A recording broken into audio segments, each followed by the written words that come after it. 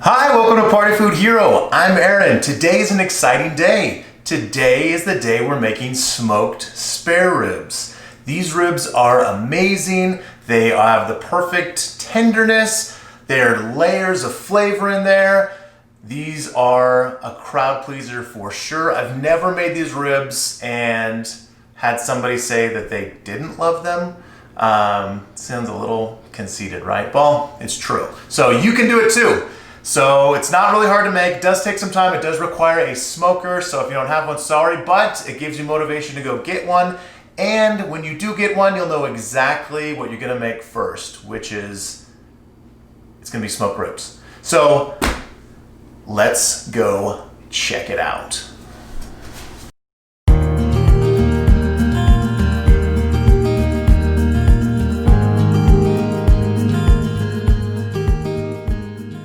All right, for this recipe, you are going to need, obviously, ribs. You're going to want to grab some spare ribs.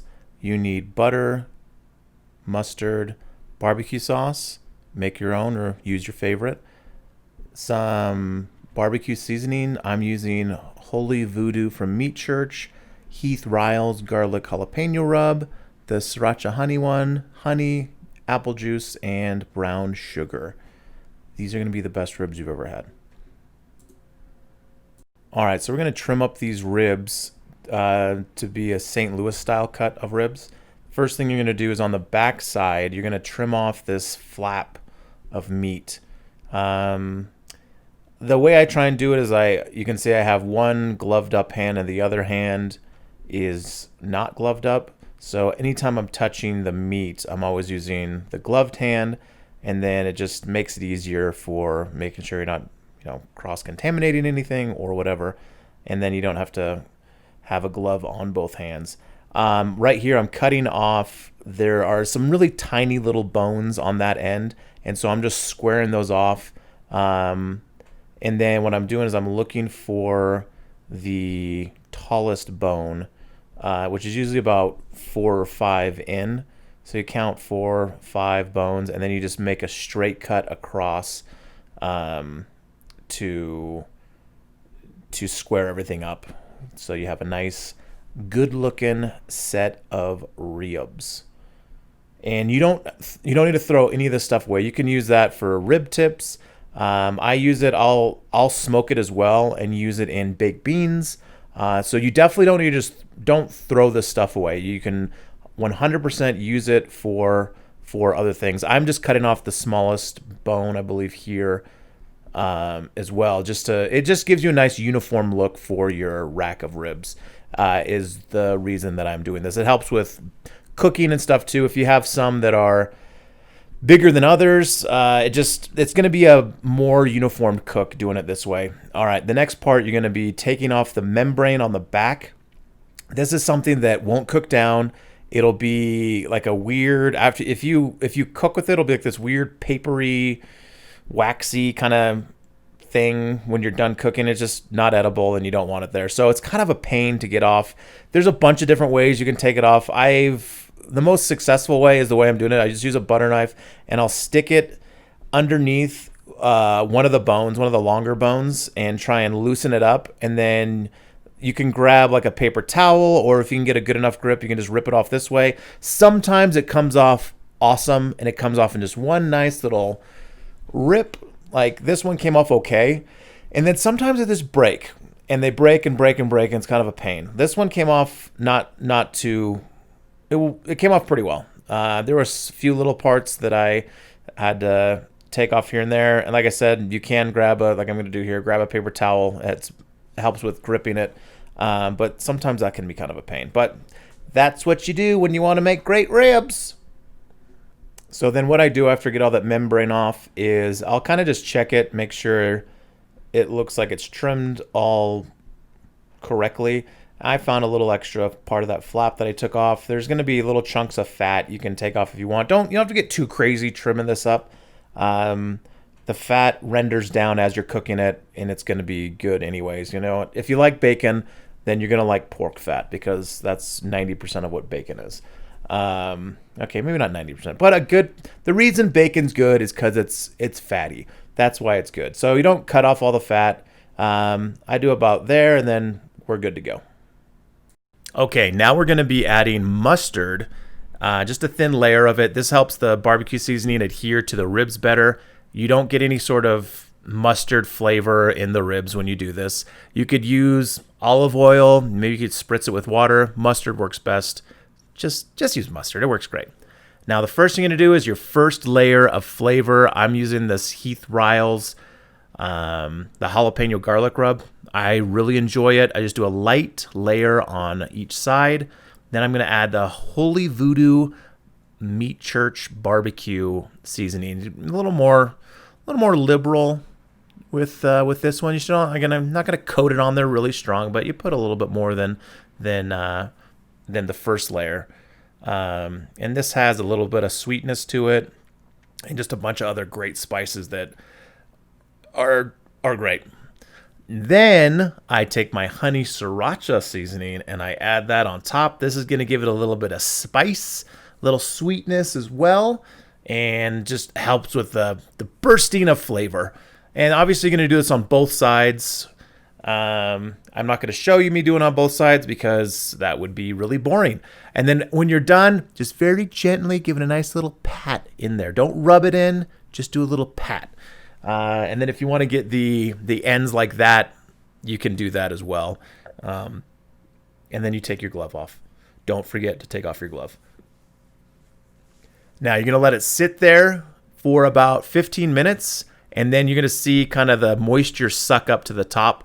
And then I'm trying to show you it, but you don't really see it that well. But yeah, that's what you're waiting for. And that way you know all the flavors are incorporated and ready to go onto the smoker. All right, I've had a couple of different smokers. This is by far the best smoker I've ever had. I'm not going to tell you the name of the other brand, but it's the most popular brand of smoker you can get. I had a lot of issues with it. My buddy, Wes, he also had a lot of issues with this brand, not staying hot, not keeping temperature. This Recteq grill comes up to temp super fast. It holds that temp the entire time. Your cooks are better. This isn't a sponsored ad, but Recteq, if you're listening, I would be more than happy to get a free anything from you guys. So maybe if this gets to enough people, they'll give me something for free. But yeah, I would get one. They're kind of expensive, but they're awesome. All right, so I put it on there, $275. It was on there about an hour and a half. You want to make sure when you touch it, you don't want that barbecue seasoning to come off. It should be on there and not come off when you touch it. So that's why I left it on there another 30 minutes. And then this next step is when you're going to wrap it in foil, you're going to lay down a nice layer of brown sugar. Don't have to get super heavy-handed with this, just a nice layer. I grab another barbecue seasoning from Meat Church. It's called their Honey Hog barbecue seasoning. I haven't put it on yet. All right, next I guess I'm putting on the honey. So you put a little honey on there. And the other, what I was telling you about is this. So there you go. So I have the honey hog rub. You don't have to put this on. You could just use one of the other rubs. It just helps with enhancing the flavor as it's cooking. Then you're going to lay down some pads of butter. There you go. Look at that. How could this not be good? Look at that. Man, that's just tons of butter and sugar and spices and honey. Oh my gosh, these are so good. You are going to place your ribs meat side down onto the bed of goodness.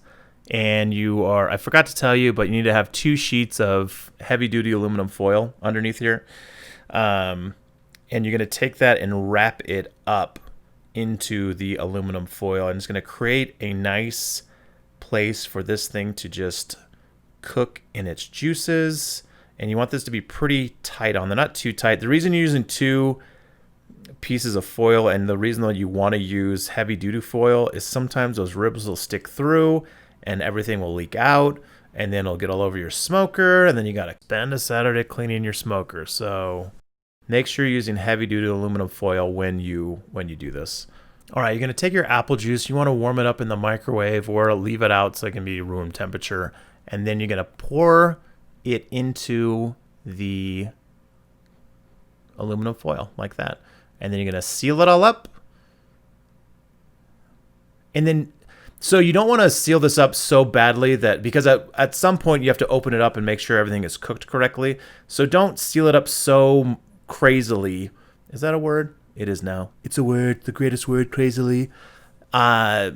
So crazily that you can't easily open it back up to check the ribs. So you do want to make sure it's nice and sealed, but don't do it so badly that you can't get into it. And this is what I'm talking about. So I'm opening it up. It's been in there for probably about an hour and a half. I'm going to check the temperature. You don't need a thermopin to do this. I have kind of those pins that you can check the temperature really easily. This one's actually super awesome. I'll put a link down because you want it to be around 205, 207, somewhere close to that. And then you're going to pull them. If you don't have one, a good indicator is just looking at those, how the ribs are sticking out a lot more. The meat has pulled back. You can see the ribs, and that's how you know that they're ready to go. And as soon as they're ready, you pull them out, throw them back on the smoker, and then you are going to glaze these with some barbecue sauce. I'll leave a link in the description below for the recipe for barbecue sauce. This barbecue sauce is awesome. You should definitely use it. There's a million different ways you can make it kind of your own barbecue sauce, depending on how sweet, tangy, spicy you like it. But you're going to put this on there, glaze them up. Make sure you're using a warm barbecue sauce, like not just one you just pulled out of the refrigerator, or it'll get really like kind of tacky and have a kind of a weird texture. So warm it up in the microwave and then throw it on there. And then you're going to leave this on the smoker for probably another 10 minutes before you pull them off. And then you get to enjoy them. Recteq Grills, please call me or send me an email. That's what they look like when they're done. Look at those. My goodness, those look delicious. And guess what? They are delicious. So be excited. Now we're going to throw them up on this Party Food Hero cutting board. Thanks for the Father's Day present, children. And then you're going to take a sharp knife. You don't want them to sit there for, maybe about 5-10 minutes. Let them cool down before you cut into them. You don't want all the juices just pouring out of them. The easiest way to cut them too is just flip them over so you can see where the bones are running, because sometimes, as you can tell, the bones are kind of running all over the place.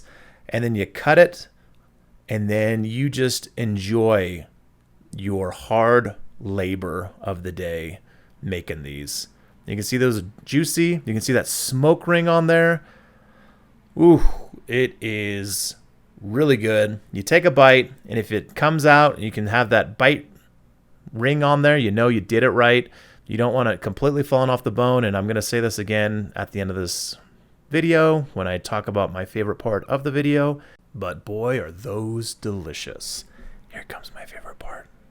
All right, now for my favorite part of the video. I get to eat the ribs. Well, this rib. I already ate some yesterday. They were really good. Good news also, they reheat great. Ribs are probably one of my favorite things to eat as far as barbecue goes. Maybe anything goes. If I go to a barbecue restaurant, I always order the ribs, and I can judge the rest of almost anything by if the ribs are good or not. They're easy to make, but you can also screw them up kind of easily as well. But if you follow the steps that we just watched, you won't screw up. You'll make awesome ribs too. So let's give them a try. Look at that. It's got that nice smoke ring. Oh my God, I'm salivating. All right, here we go. Look at that. I know I got crap on my face, but I want that bite mark like that. Just a second. All right, so this is what you want. You want it to look like that. You want to see the bite mark that's in there. You don't want the meat just completely falling off the rib. It's not the worst thing, but a properly smoked rib is going to be tender enough to bite through with ease, and it'll leave that mark in there. So that's what you're looking for. What I love about these ribs are just the layers of flavor that we have in there. You have the saltiness, you have a little bit of the sweetness, you have the spiciness, and they're all just kind of coming from different angles in your mouth as you're chewing it, and the smokiness of it and the savoriness of the pork itself. As you can tell, I really, really, really like ribs. And I know not everyone has a smoker. They're kind of expensive. I totally understand, but I use my smoker all the time. So it's not something that you get. It's not going to be like you know, you buy yourself a pizza oven you put outside or whatever and you never use it. This is something I smoke, you know, brisket. I've smoked pizzas in there before. I've smoked, you know, macaroni and cheese, all the dips I've smoked. You can use, I can't recommend enough getting a smoker. I know they're not the cheapest things, but you can find some that are less expensive than others that still work really well. That being said, you gotta make these ribs. They're so good. They're so delicious, and they're easy. They're not that hard. If you have any questions or comments, put them down below. I'd love to see your reactions or your comments about after you've made it, how you like it, what you like to put on it, what your favorite rubs or whatever spices you like to put on your ribs. Don't forget to hit the like button, hit the subscribe button, hit the notification bell, tell your friends about it. Follow us on Instagram, Party Food Hero. All the recipes are on partyfoodhero.com on the internet, so check that out. And remember, be the Party Food Hero. Don't worry, this isn't going to waste. So good! Be the Party Food Hero.